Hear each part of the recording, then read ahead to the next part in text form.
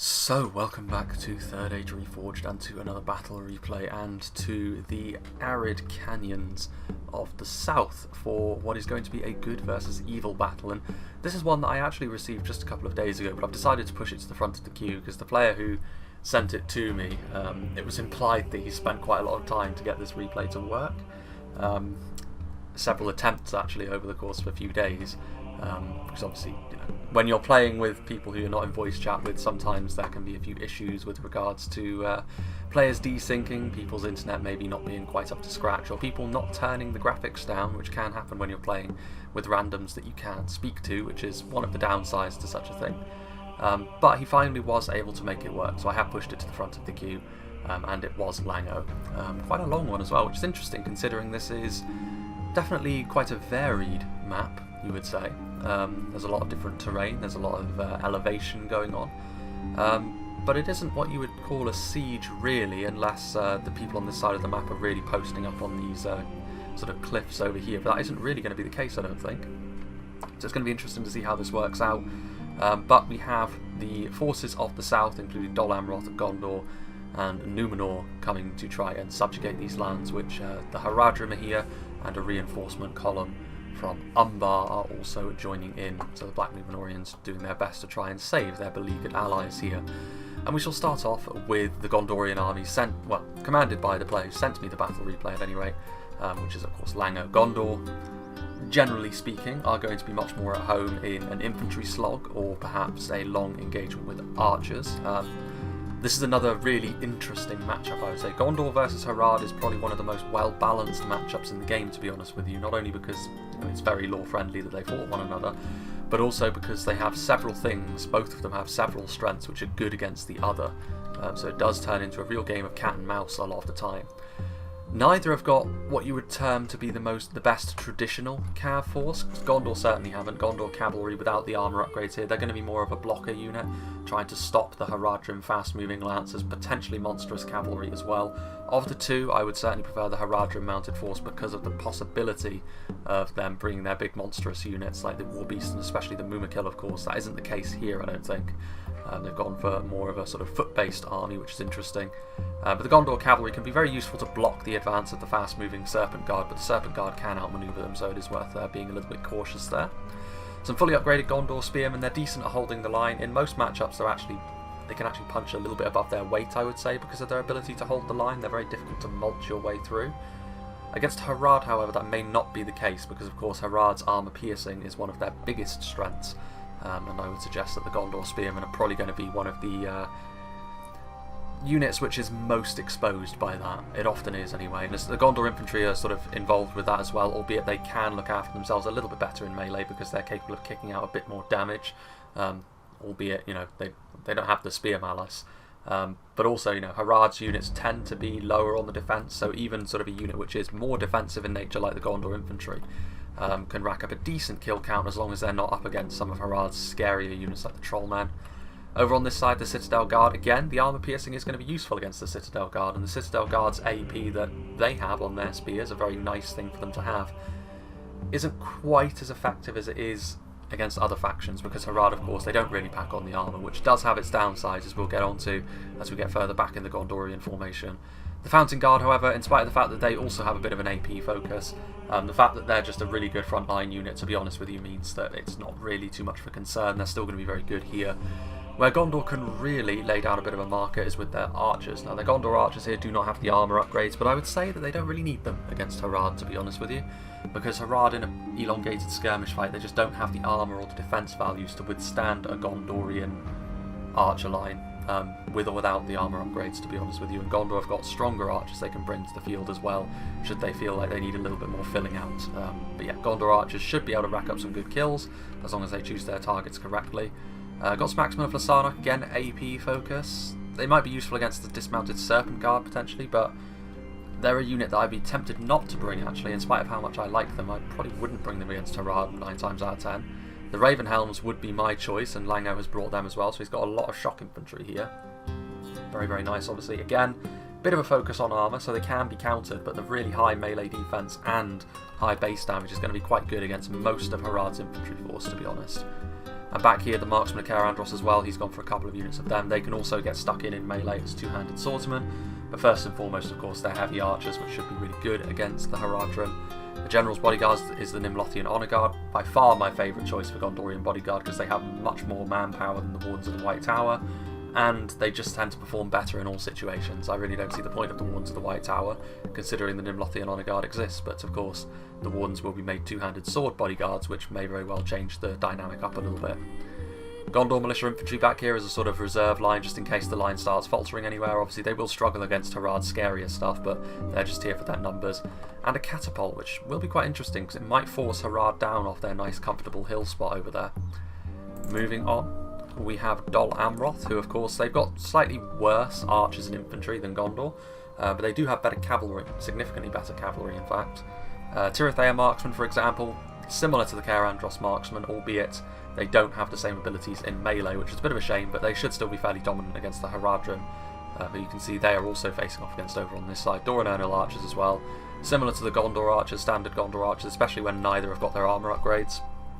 They'll perform in a very similar fashion, as most basic human archers will of this type. Another unit of Tirithea Marksmen, some Tarnostian spears in behind, who will struggle actually quite a lot against the more aggressive Haradrim infantry. They don't have quite the same rigidity as the fully upgraded Gondor spearmen do, but they are intended to do the same sort of job, even if they're not quite as good at it. Ethelond Halberdiers, again, halberds, AP, can have its uses against Harad. We shall see how useful it is here, though. I'd have been more tempted by the cheaper pikes. Black Swan Renegades, again, another armour-piercing unit. They're a good maceman, but they're quite expensive for what they offer at the best of times. Against Harad, I probably wouldn't have brought them as well. I've got a lot of Ethelond men-at-arms with the armour upgrade, which will make them slightly more rigid, but of course Harad can crack through that hard outer shell of theirs easier than most. You can see there's more Ethelond men-at-arms over here, a lot of Ethelond men-at-arms, and up here on the cliffside, some Belfast Marines, some more... excuse me. Some Belfast Marines here, obviously standard javelins. Harad have definitely got the edge when it comes to javelins, but they're in a pretty nice place up on this cliff, albeit Harad aren't going to charge towards them. Perithal Champions, definitely a unit I would bring against Harad because the morale is questionable, they cause fear, and of course they're really strong in melee as well. And some Haven Guard are in there as well, which obviously everyone knows all about the Haven Guard. A very scary unit indeed. And coming across to potentially support them, going to be Numenor, played by Proxima Centuri. Some Belagar footmen with the upgrade, so they're just here to thicken out the army a little bit, for lack of a better term. Some Seafarers of Nindamos, again, despite their nerf in the last patch, which was a few months back now, they are still a very important part of the Numenor roster because they can still do tons of damage with their javelins, and they're a pretty cost-effective infantry unit as well, so there's really no reason not to bring them, to be honest, especially when they're backing up the heavily armoured and metal-clad Numenorian cohort, and I would imagine some Shield Guard are in here as well. Indeed they are. Narun Aru units to really lay down a marker at range.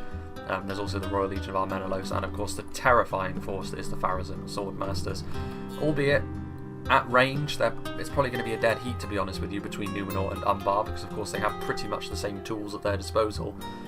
In melee, it kind of depends. If it turns into a numbers game, Umbar will have the slight edge because of the Corsairs they can bring. But if it comes down to pure quality, I'd back Numenor, to be honest with you. I think they've got slightly the better options across the board. Speaking of which, here is Obese Athlete, who is playing as Umbar, cracking name.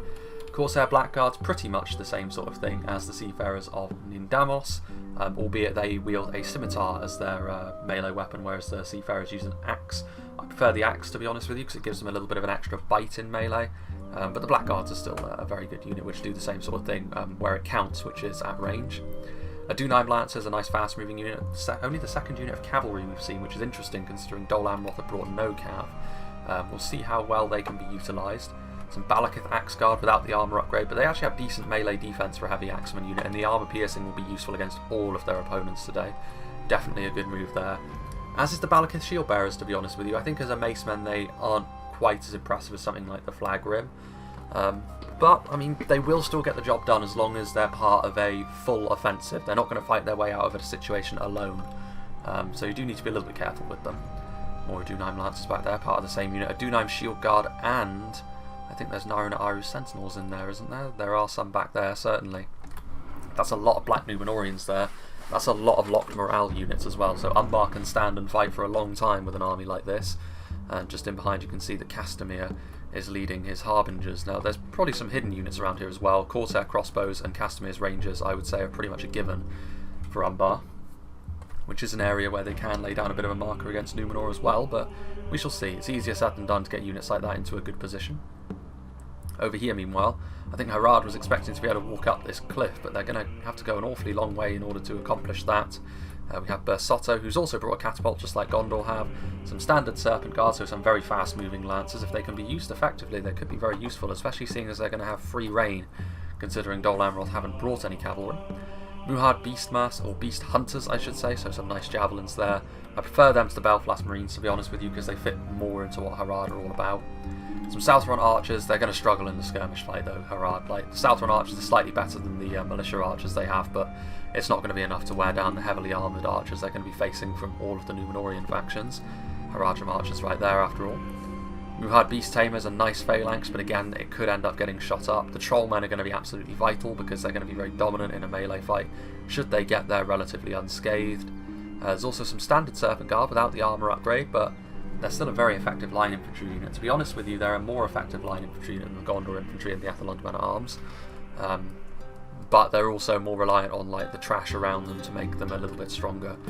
Muhard Warriors as well, so interesting. A very numbers focused army actually, which is interesting to see if this army over here has done the same. Papa Nui, who has gone for some Haradrim Archers, some Serpent's Fangs, some Hashari Stalkers firing immediately. 2 units of Serpent's Fangs, that is an interesting committal of resources. They're good in melee as well as at range, but it's probably as good a firing squad as Harad can bring, to be honest with you. But I mean, if Gondor start firing back, I'd still back them in that fight, because there's just not enough of the heavier archers, and the range is going to be too fragile at dealing with stuff like the marksman. Warband, again, nice little bit of AP on a relatively cheap unit, always going to be useful against Gondor. Southron Pikemen here as well. I think that's 2 units of Champions of Nafrat, so interesting. He's gone into the red limit, I think, too much. If you're going to go into the red limit on high ticket units, you should probably only do it with 1 type. If you do it with 2, your army is going to end up looking like this, which is a bit too small to deal with Gondor's quality on this occasion. We shall have to see. Dismounted Serpent Guard. He has also gone with some cavalry as well, just behind the hill where I didn't see them. The War Beasts of Harad with their nasty looking bone clubs. There's something quite Polynesian about that weaponry. We'll see how well they can do. They can be devastating off the charge, but Gondor are pretty good at walling up and preventing cavalry from getting a good charge. So we shall see. Without further ado, let's begin. Harad are in range immediately, and they are going to start firing. The poison arrows will be loosed.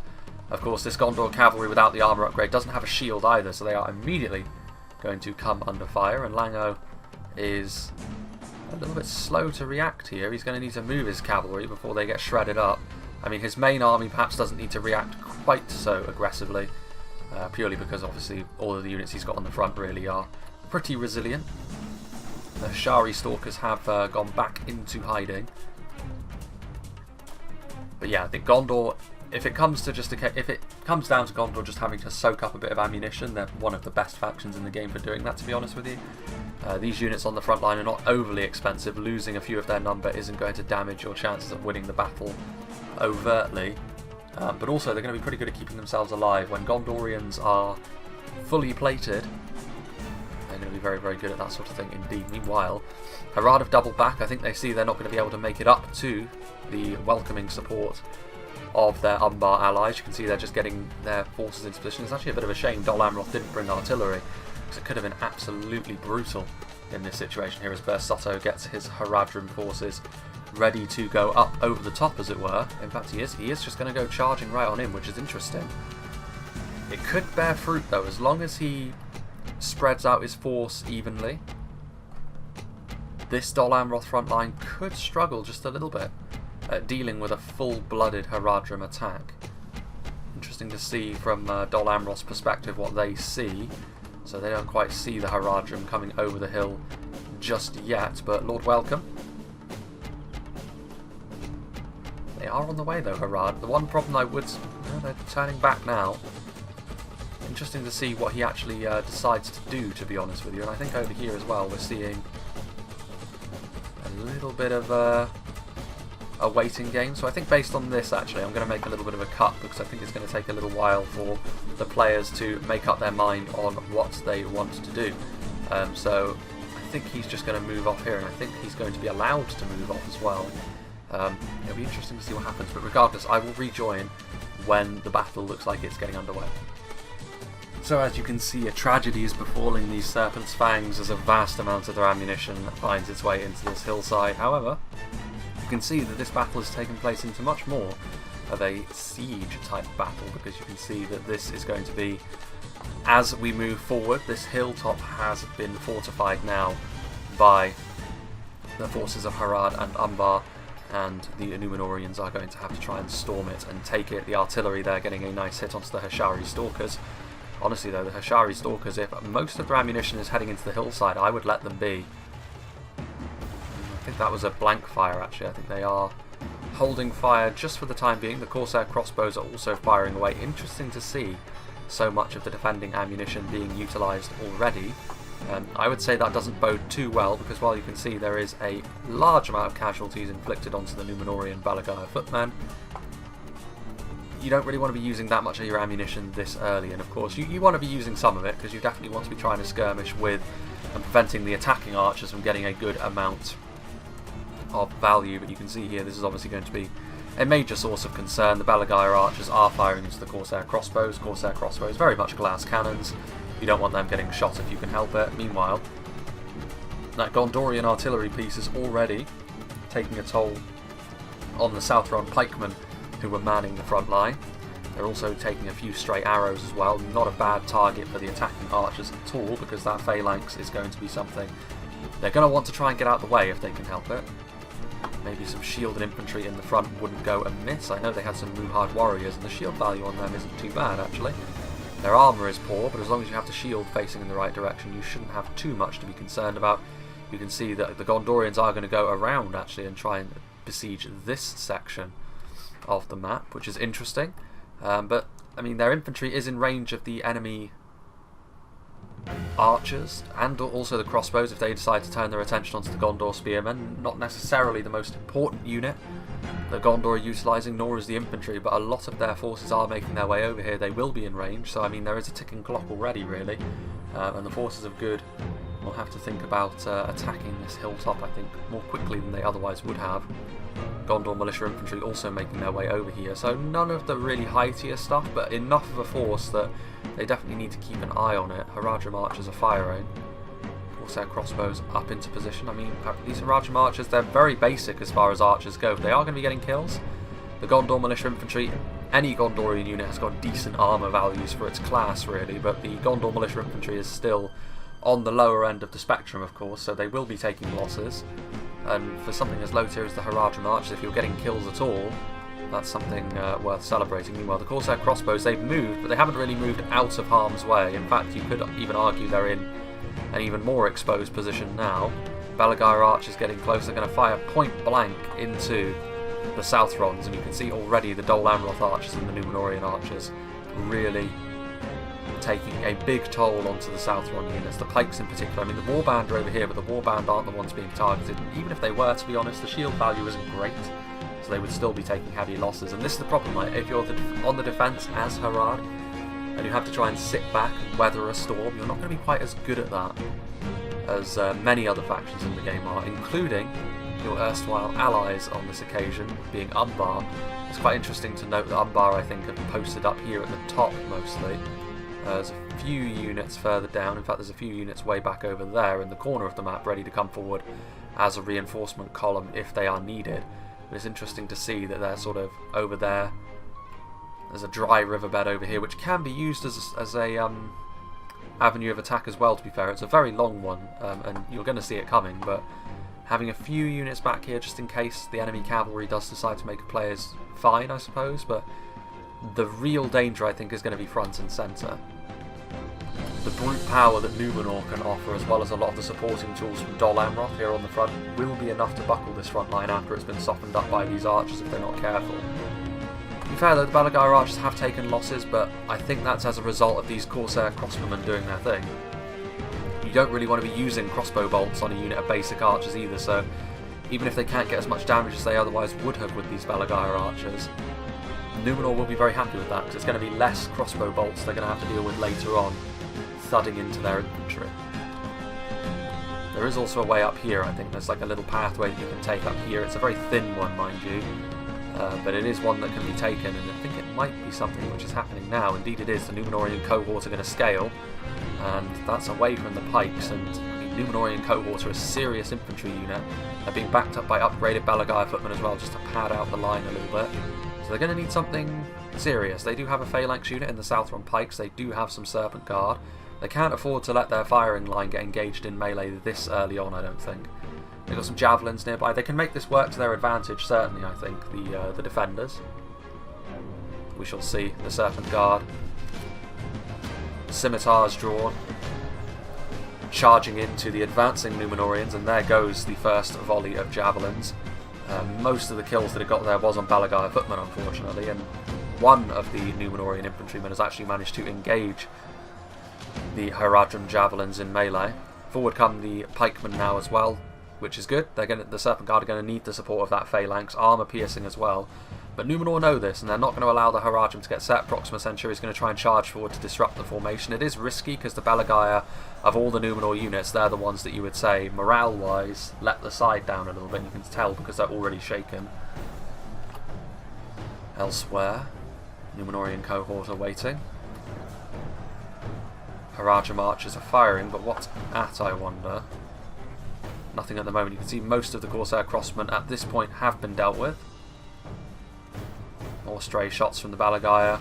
Doran Ernil archers now picking up the slack as well, and I mean they're also hitting the Hashari Stalkers, so it's a bit of a disaster there for Harad. These are two units that could have been absolutely vital later on.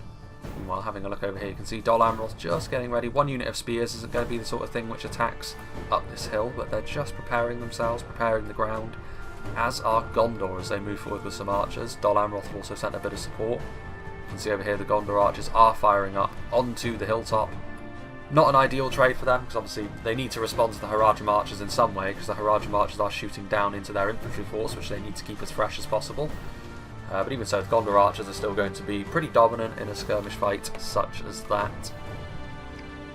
Meanwhile, yeah, look at this though. Very nice for the attackers. As well as the defenders do in melee, something like that happening to them bodes ill for later on in the battle. But to be fair, this force over here, as soon as that phalanx unit arrived, between the Southron pikes and the dismounted Serpent Guard, they have managed to stop Numenor's forward momentum up this hill, which is good. It's exactly the sort of thing they needed to see. They can't allow themselves to be bullied by Numenor in melee, otherwise the momentum will shift in favour of the attackers, and I don't think the defenders will be able to seize it back. They need to start bleeding Numenor as quickly as possible, and that is exactly what they're doing. Proxima Centauri thinking of sending another unit of Numenorian cohort up the hill. Got to be careful of those war beasts, as well as when the battle opens up later on, when there are more gaps in both armies, something like the war beasts could be pretty scary for the attackers to deal with. But the Gondorians, I think, do have enough in the tank to be able to intersperse some Citadel Guard and such. A unit of Champions of Nathrat coming forward, so another unit of Numenorian cohort being added to the assault, but Champions of Nathrat being added to the front line is certainly a statement of intent for Harad. A statement of, you are not welcome here, leave at once. It'll be interesting to see how that fight progresses. There's another unit of Corsair Crossbows in behind there, after Obese Athlete's other unit has been continuously bullied, but they're still firing. There may be only 23 of them now, but they will still be able to do some damage if they so choose. And Gondor actually doubling back with their militia infantry. You can see there that Dol Amroth trying to soften up the Southron warband, and even from the front they should be able to make something happen. Interesting to see the Gondor militia charge into them now. The AP of the Southron warband under normal circumstances, especially with the hill position as well, should be enough to make them victorious on this occasion, but with the arrow support that I think flicks back in the favour of Gondor, to be honest with you. And that is a big assault from Gondor over here, a large mass of Gondor infantry and the like, but I thought so. I thought I recognised those clear white projectiles.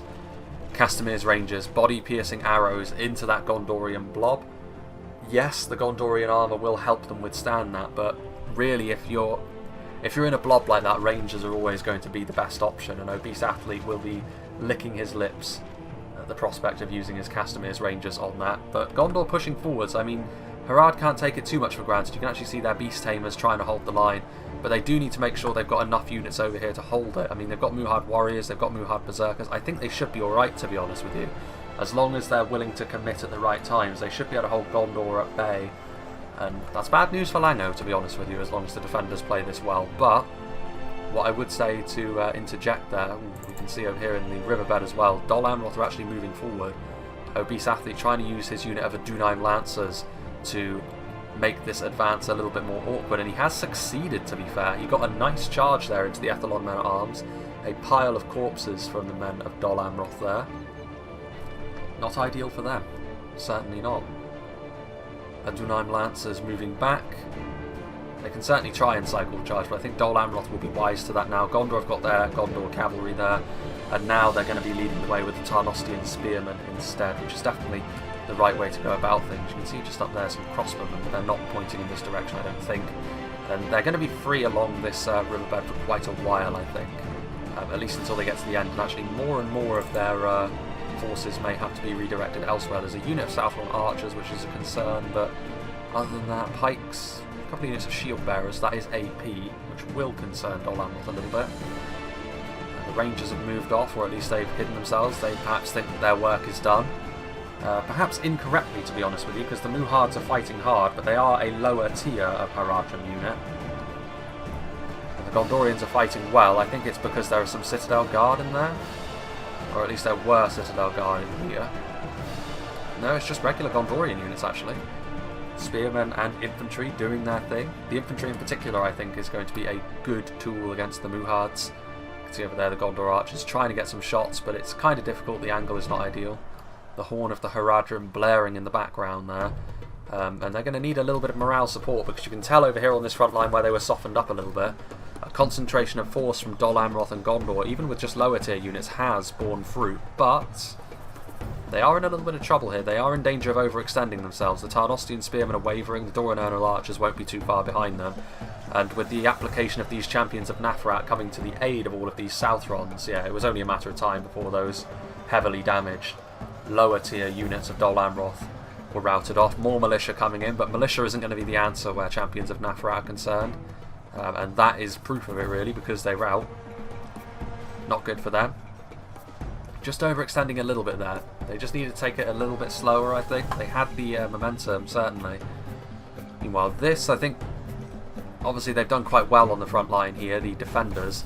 But I think they've fallen into a little bit of bait, to be honest with you, for the attackers, because the champions of Nathrat have charged down the hill, but they're now fully exposed to any archers or other ranged tools that the attackers wish to use on them.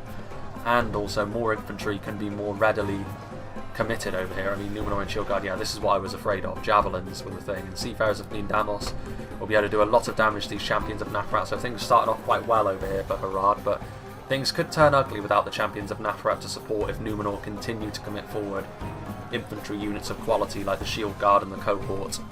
Having said that, there's a lot of Cohort that did die up here, and there they go, they're routing. Goes to show they've got very good morale, Numenor, but if they're completely in a hopeless fight, they will still rout. These Athelon men-at-arms were recommitted over here to try and help push their way through. These Southron pikes are very depleted at this point, so that should be the end of them. Some javelins coming in from the Beast Hunters, however, trying to do some damage to the advancing halberdiers and succeeding, getting a good amount of kills there.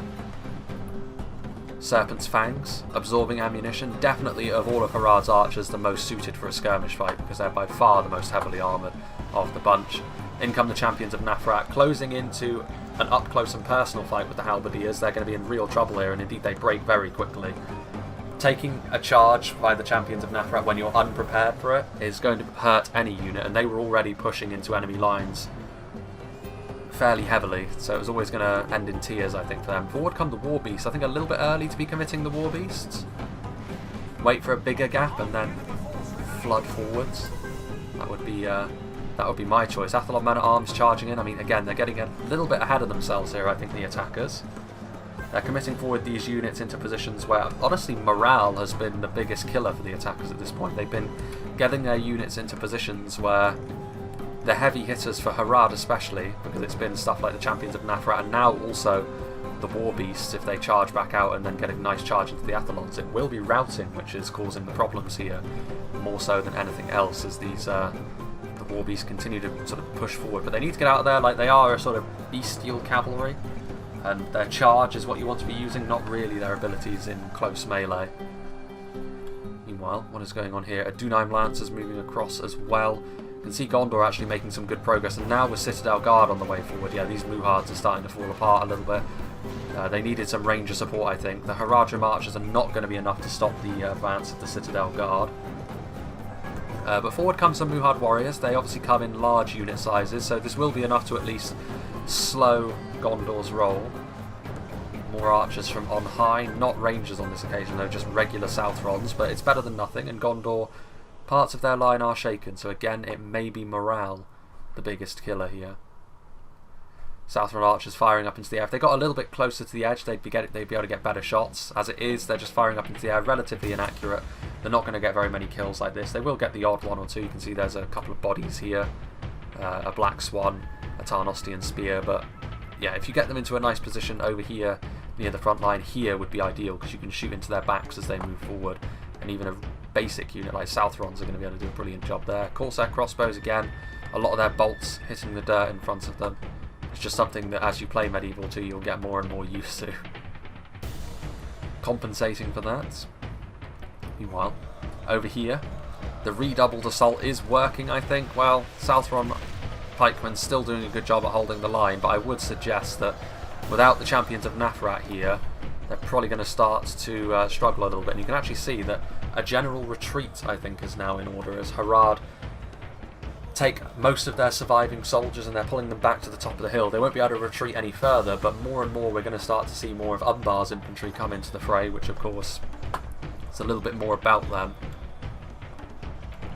And you can see there's still these champions of Nathrat fighting bravely. They've done a good job, to be fair, the champions of Nathrat on both front lines they were fighting on, causing a lot of routing, doing a lot of AP damage. But this is going to be the end of them now. They're simply outnumbered by Black Swans, by Numenorian Shield Guard. And it's going to be painful for them, certainly. Serpent Guard charging out. I mean, yeah, this cavalry may as well try and escape, to be honest with you. I'd keep the War Beasts at the top, because as things open up you can then charge out and try and sort of sally forth. But fast-moving lancers like this, I honestly would try and use them in this way, because you're scarcely going to get any more chances to use them, really. A charge there, doing some damage to the Gondor archers, maybe not the target they were going for. I think they were actually going for the Axemen of Lasarnak. You want to stay out of prolonged melee with heavy axemen though, because horsemen do pretty poorly in that fight. Gondor cavalry going to try and get into the Serpent Guard, but they kind of missed their charge actually, which is a bit of a shame. The Gondor cavalry meanwhile was also being dragged down by some Southron archers, some Muhard warriors. Interesting to see actually how this fight over here goes. I think this infantry is just waiting for this force to clear out actually, because they need to retreat over here, otherwise they're going to find themselves caught on the back edge of the mount. And they've got some decent units over here. Balakith shield bearers could be exactly the sort of thing that would be useful later on. In terms of numbers, there's a decent amount over here. I mean, there's cavalry, there's crossbows, there's archers, pikes, macemen. The cavalry can stay down here, to be honest with you, try and break up the assault a little bit, but another charge into these Axemen of Lasarnak might be in order, as the shield bearers bide their time. They've got Serpent Guard losing micro a little bit. Bursotto on his Serpent Guard as the Gondor cavalry comes back in. But Gondor is on their own back here, to be fair, and they are looking a little bit stretched. More Axemen of Lasarnak moving forward. I wonder if... I think Numenor and Dol Amroth will be sorely tempted to just go straight for the top of the hill.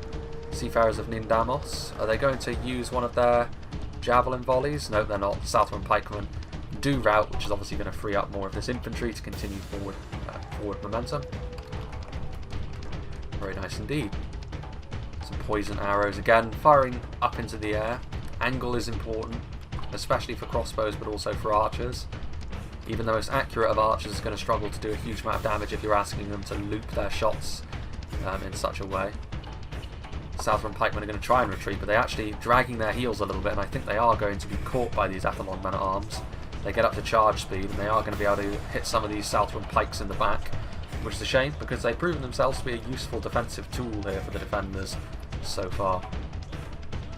Seafarers of Nindamos throwing their javelins up the hill. Are they getting many hits? They are actually. That's not a bad target to go after either. Dismounted Serpent Guard. That is the defending artillery though. Very nice hits as well. well, decent hits. Decent hits into the Numenorian cohort, but it just gives Numenor the... it lets them know that they can't afford to just sort of take as much time as they like. Otherwise they are going to find themselves in trouble. These men-at-arms are shaken, interestingly enough. Again, relatively little support for them over here. Corsair Crossbows reveal themselves. Good position for them to be in, actually. I think they're going to try and shoot these Tarnostian Spearmen, which again, maybe not the most important unit, but when you're the defenders, if you can make significant dents in your opponent's manpower... Yeah, I mean, they have to loot their shots a little bit, but that's still going to do a lot of damage to them. Yeah, tons of damage, in fact, and now they're going to have to fight uphill into Mace Men as well, so these Tarnostian Spears are really going to struggle, to be honest with you. They're going to need the support of their fellow Dol Amrothians. They do have a unit of men-at-arms pushing up as well. I'll give Dol Amroth credit, he's spread himself out across the map and he's keeping his micro pretty well, to be honest with you. Gondor archers are over there, Citadel Guard are trying to overlap.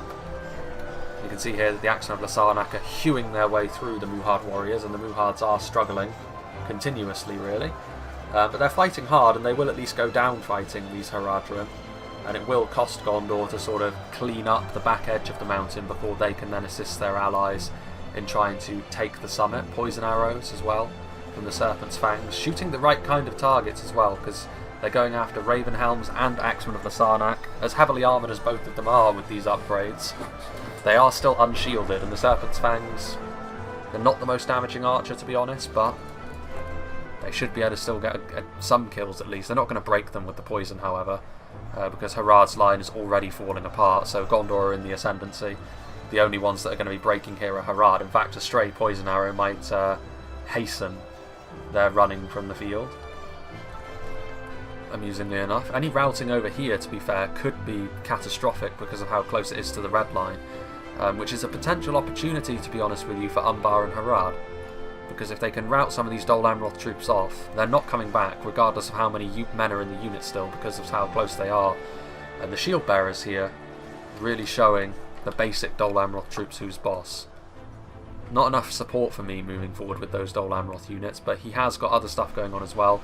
A big assault here, right up the pipe as the Numenorians lead the way, and some Dol Amroth troops are going to follow them in, some solid Dol Amroth troops as well. The champions, the Black Swan, Southron Pikemen and Dismounted Serpent Guard tasked with holding the line. Those Serpent's Fangs, I think, are out of ammunition. There are reserves, plentiful reserves actually, so it is still going to be costly for the three Numenorians to get up to the top of this hill. There's still like a lot of reserves here. And again, a counter push with the Adunheim Shield Guard, followed up by the damage of something like the Balakith Axe Guard, but such a thing would be risky. A nice hit there from the catapult into the Dismounted Serpent Guard. Arrows also finding their mark. This is the Serpent Guard's Achilles heel, really. They are very nice in melee, but especially without the armour upgrade, they don't have the same resilience to missiles as the line infantry from Gondor, Dol Amroth, or any of the other Western Kingdoms. Muhard warriors charging in, adding a bit more numbers. Not exactly the level of quality that will be needed, but at the very least it's more men that need to be cut through. Serpent's Fangs there. There's still Rangers somewhere. And there they are, Castamir's Rangers. They got some nice hits into the Gondorians earlier. Poison arrows into the Balagair archers could be enough to break them. There's still good range support back up here. Meanwhile, the Gondorians are just wiping the Haradrim away at this point, and this should be enough, honestly, to come to the aid of Dol Amroth. Indeed it is. Dol Amroth took quite a lot of damage, to be fair, coming up here, but this is going to be the end of the Balakith Shield Bearers blocking their way. They're having to deal with a unit which is able to out-damage them, which is obviously not what they want to see. And there come some javelins as well into the back, which is only going to hasten their demise. The Balakith are not locked morale either, as you can see, and they're going to rout right off the field. So the red line proving to be a problem for the defenders as well. This is a bit of a shame for the defenders. Corsair Crossbows being left behind.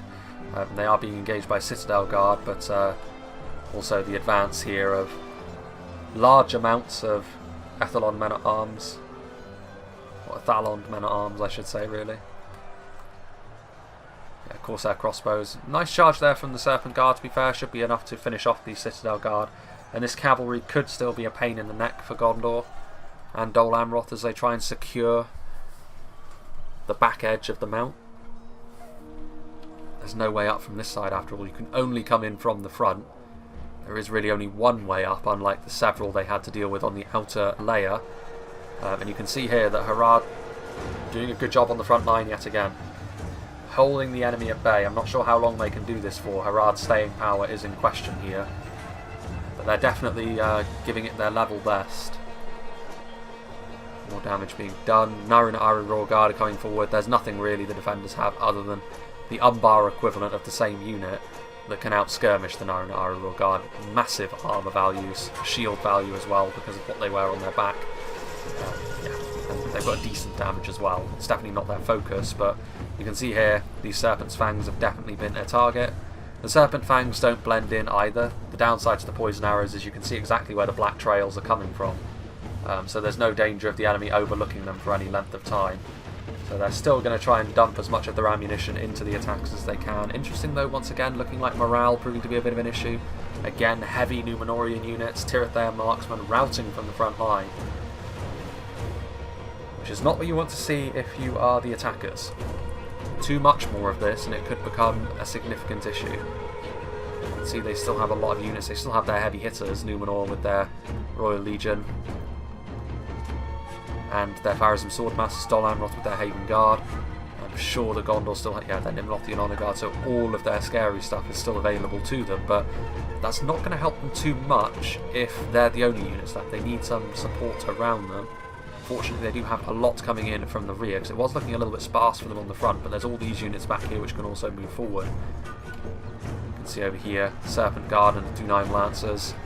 To be fair, they could still do some good damage to these men-at-arms units, and that could be the difference between victory and defeat as we move into the latter stages of the battle.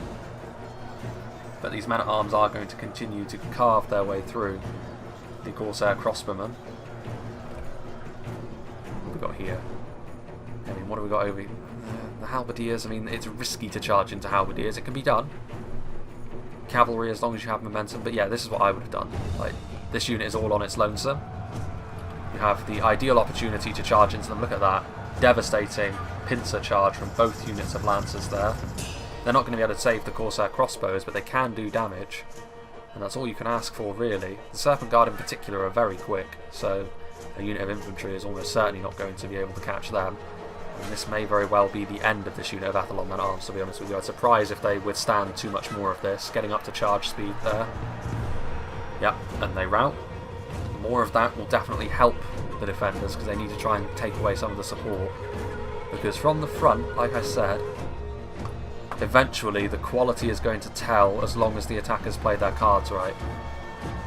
See on the front line now, more Numenorian cohort have been committed forward. Citadel champions as well. There's always the possibility that the morale, which so far has actually been, morale issues have, surprisingly enough, been on the Numenorian side of things. But that could very well turn around when you're committing forward fear-causing units against a Harad front line. Southron archers continuing to try and fire. Well, try and fire, they are. They're obviously not going to win any skirmish fights, but it's still a problem for the attackers to deal with, because the longer they leave them unattended, the more unnecessary damage they will take at the hands of these wood-clad archers. Another... that's a good target for the catapult because they can hit them directly, and the marksmen also have their uses in melee, so it's certainly not the worst pick. However, I did see this may be a bit more of a concern as the attackers now start to send forward some of their most serious units. The Royal Legion of Armenelos from Numenor making their way forward. The Golden Legion of Numenor, javelins connecting with the Haradrim archers. They won't be too concerned about losing the Haradrim archers, to be honest with you, but you can see that pressure is really being put on now. The lives of the defenders are taking a heavy, heavy toll. I'd be very surprised if you tried to push the War Beast through at this point. The time is not right for that. And getting them this close is also a risk of getting them shot as well. Serpent Guard coming in from behind though, so they have finished with their efforts over on the other side.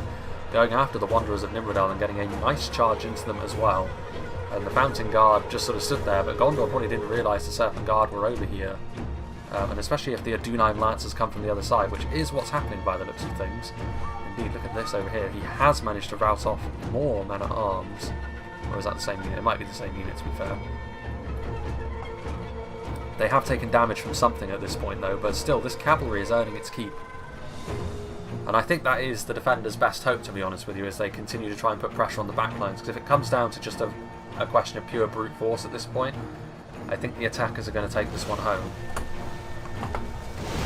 That catapult, though, doing a lot of damage there to the Muhard Beast Hunters. Javelins are another way in which Harad can get back into this. I didn't see any demons of the desert, but they are a unit that can hide, so they may very well pop out of somewhere. Actually, they may be out of ammunition, actually, the Beast Hunters, as they commit themselves to melee. They're actually AP in melee as well with their little clubs, albeit they're not really designed for this kind of combat, so we shall have to wait and see. The Fountain Guard are forming a screen at this point, but of course the Serpent Guard can go down this hill and go around. The speed of the Serpent Guard being showcased here, which is good because it is their primary asset. Definitely a good showcase of what they can do. Nimlothian Honor Guard moving forward. Naryn Iron Roar Guard out of ammunition by the looks of things. Also going to be committed to the front line. More heavy metal. More pressure being put on. There's still a lot of Umbar units that can be committed, though. They are biding their time and waiting. They've still got 2 units of Shield Bearers, 3 units of Adunai Shield Guard, and their Harbingers. So I mean, it's solid, but I wouldn't call it. I don't think it's going to have the damage necessary to deal with what all of the attackers are going to be throwing onto the front line here. Maybe it will. I mean, I think the time for some reinforcements has come at this point, because at this point they're relying on a thin line of Southrons and Haradrim units, which isn't going to last very long. And if the attackers are allowed to flood forwards onto the mountain top, it's all over. They won't stand a chance, unfortunately. The catapult continuing to try and do its thing. A hit onto the side of that unit of Belfalas Marines. Here are the Serpent Guard, trying to feast upon some. I mean, the catapult's there. I don't know how much ammunition the catapult's got left per se. They are going to be able to get into melee with them. Interesting to see if anyone reacts to this, because the Nimlothian Honor Guard were committed forward. In fact, Gondor are probably busy trying to navigate their units in and onto the hill, which I think is actually more important than saving their catapult, if I'm being honest. The Haven Guard are there, but stuff like the Haven Guard and the Pharazim Swordmasters, even with a charge like 29 Serpent Guard, I don't know how much damage that's going to be, especially on terrain like this where it's difficult to get a really clean charge off. But over here, this is a real problem now. I think the time has come for Umbar to move forward, honestly. I think Umbar is being a little bit stingy at this point, and this late into the game, you can't afford to be stingy. Your allies have bled for you on the front line at this point. You need to be willing to commit forward more than this. There can be no saving your units for later at this point. Later is now, because Gondor is threatening to overrun your position. Yes, the Shield Bearers should do quite well against the Gondorians with their AP, especially if they're working in tandem with the Trollmen of Harad, but all hands need to be on deck here, really, for Umbar. They need to be on the front line, and I think actually they left it too late already, to be honest with you, because this front line at this point is non-existent for Harad at this point. Really, really nice catapult shots, though. I mean, some of that is going to be friendly fire, but the vast majority was Nimlothian Honor Guard. And you can see it, well, I say that. Some of it was Nimlothian Honor Guard. The vast majority, I think, was actually Raven Helms, but they'll take that. And the Corsair Fencers throwing their throwing knives in there as well to do some extra damage. Yeah, Umbar, I don't know if they're trying to sort of wall up on this little hillock over here, but that's not as good of an idea as keeping this choke point going. Harad have got the right idea what little they still have. They're trying to commit forward, they're trying to salvage things. This catapult is really tearing into the attackers here at this point. There goes the Gondorian general, who is fighting Trollmen. Many a Gondorian general in the past has suffered that fate. You take your life into your hands as a Gondorian when you enter melee with the Trollman. This, however, is continued. Yeah, Citadel champions routing. More routing from the attackers, but I don't think it's going to matter at this point. I think the key moment in this fight has been Umbar not really getting into position quickly enough to help their allies. The front line is falling apart, and you can see here now that the Serpent Guard is still a nuisance in the back line, but the attackers are committing everything up the hill, and as long as they sort of stay focused here, the attackers continue to move forward, they should be fine. Citadel champions moving in. These Serpent Guard fighting like heroes on the front line. I will say that if the defenders do go on to win this, it won't be thanks to Umbar's contribution, because they could be winning this fight at this point, I think. If Umbar was willing to commit all those Adunime Shield Bearers, no, not Adunime Shield Bearers, Shield Guard, isn't it? Yeah, Shield Guard, and their Harbingers to the front line, this could be a very different story. The Shield Guard, very difficult to break down, exactly the sort of defence that could be needed. You could then try and get a bit of a gap for the War Beasts to move in, but as it is, they're going to have to deal with some of the scariest units in the game. The Royal Legion are fighting, Black Swan Renegades are in and amongst the Corsair Fencers, Pharazim Swordmasters on the way forward. You can see over here the Serpent Guard continuing to make a nuisance of themselves, but I don't think that's going to last too much longer. There's still Haven Guard further down the hill as well, routing Ravenhelms. I'm not surprised after the treatment they got at the hands of the defending catapult. Forward come the Fountain Guard, another concern really. They do still have the Sentinels back there, which would be able to outrange the Fountain Guard, but it's a risky fight to take. Umbar are setting up a second line now. The Adunime Shield Guard are going to move in as they charge. A little bit late for the Serpent Guard though, they've already taken such heavy losses, but better late than never. Umbar is now joining in on the front. Let's see here. Seafarers of Nindamos, the Trollmen running low on manpower at this point. The Royal Legion are, to be fair, backed into a bit of a corner between the Shield Guard and the Balakith Shield Bearers. There's a lot of dead Haradrim on the floor over here though, but as you move closer into the centre, you do start to see more corpses of the Gondorians. Forward come the Haven Guard. I think it's just going to be too much brute force from the attackers at this point. They do still have a little bit of support coming in from the Wanderers of Nimrodel as well, which I don't know what they're firing at. Balakith Axe Guard, probably the best choice to be honest with you, because they're unshielded, they don't have the armour upgrade, more likely to get kills. Still though, like the War Beasts of Harad, if they were somehow able to get through all of this and charge into the rear, that could be a game changer. Corsair Blackguard's going to get into melee. Again, it's a makeshift infantry unit really, but at this point they'll take all the help they can get on the front line, I'm sure. Pharazim Swordmaster's defeat seems certain. Could it be? Could it be that Umbar have got enough survivability left in them that they simply outlast the attackers? It's a very real possibility at this point, I have to say. I feel as though if Umbar had committed sooner to the front line, it would actually be in very little doubt, because Harad would have had a little bit more left as well. And that, I think, would have been fairly insurmountable. Naran Iron Sentinels also. That's going to be a tough unit to break down. Athlon Halberdiers fighting on the front line, that armour-piercing phalanx alongside the Haven Guard.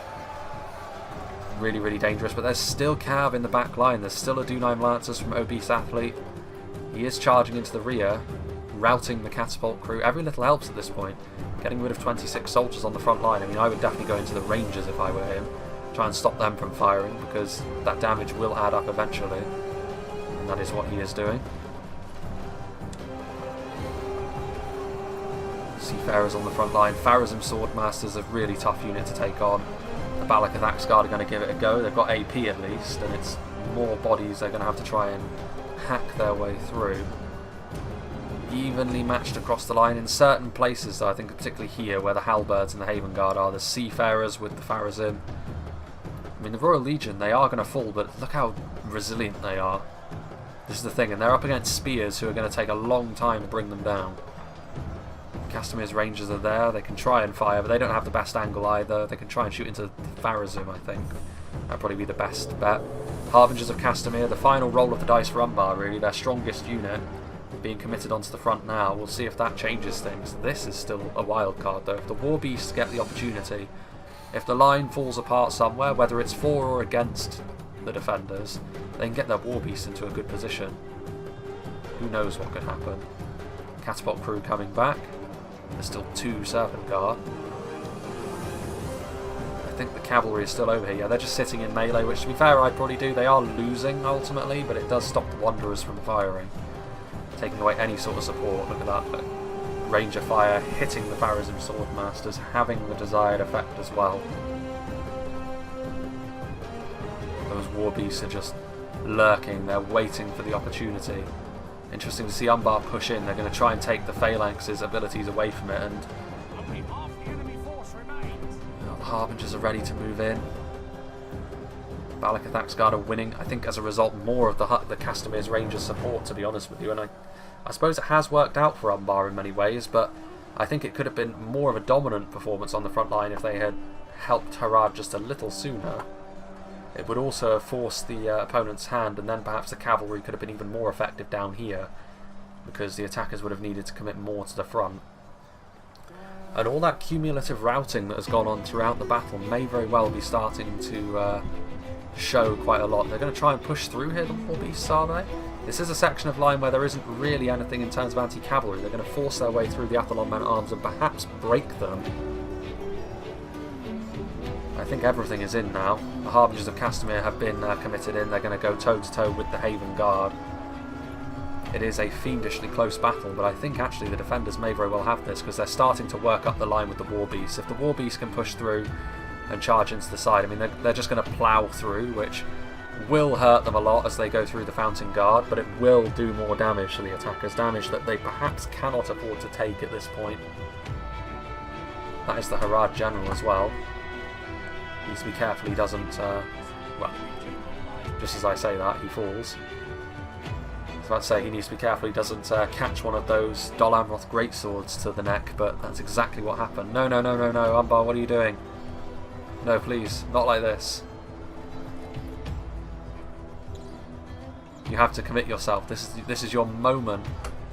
You had the ability there to overwhelm the Pharazim, or at least he's not pulling his units back. He is committing them to the front line again. The use of those war beasts might well have been a problem, because those Fountain Guard are going to be monstrous on the front line. I think the saving grace for Umbar is the fact they still have their Nairan Aru Sentinels, which I think at this point are a fairly insurmountable foe for the attackers unless they can surround them, and I don't know if they're going to have the luxury of doing that. These Axe Guard have obviously taken damage, but with the support of those Rangers they have managed to effectively blunt the Pharazim Swordmasters, and I think that may be that. I think it's over for the attackers. I think they've run out of steam, and all of that routing that happened throughout the battle I think is going to be their undoing, unfortunately for them. The defenders just had too much left by the end. And interesting as well, actually, because some of these names on the defence are names that I've not heard of before. But clearly, they know how to play. Because the players on the attack, I have heard of all of them, actually, and seen all of them play in replays before. So there you go. Athlon Halberdiers are routing. This is it now, the dying embers of this fight, and the invasion of the south has been a failure. And the Black Numenorians reign supreme. Our Pharazon slain as well to rub salt into the wound.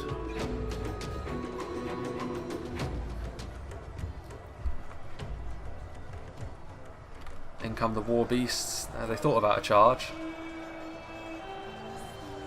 The Haradrim horn rings out in what is going to be victory.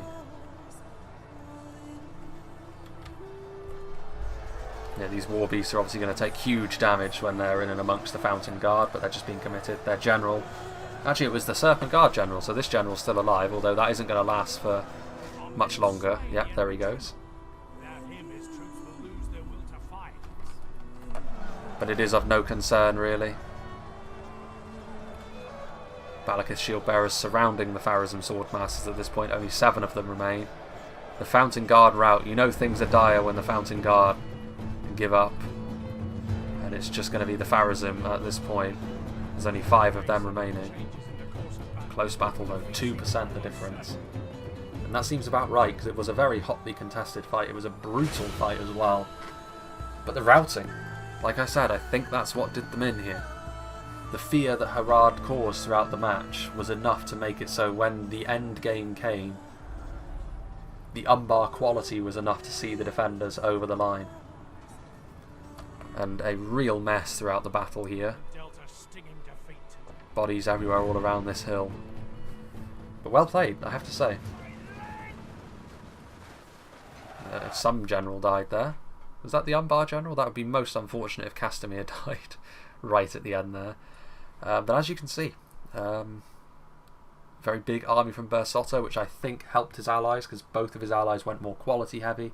Someone needed numbers, and it worked. The synergy of their army worked, which can be a huge factor in how well you do. I think the attacking armies, to be fair, were perfectly fine as well. I didn't really see a great deal wrong. But in the end, that routing, I think that committing early on, they were committing units in small quantities. And the thing is, the reason why you'd want to do that is you want to avoid getting shot by stuff like rangers or crossbows. But the defenders here were very aggressive with their rangers and crossbows, using them on whatever they pleased. So that excuse doesn't really wash. Like, you could have gotten away, to be honest with you, with committing early. Or committing more earlier, and then you wouldn't have had to deal with quite as much routing, which could have made the difference.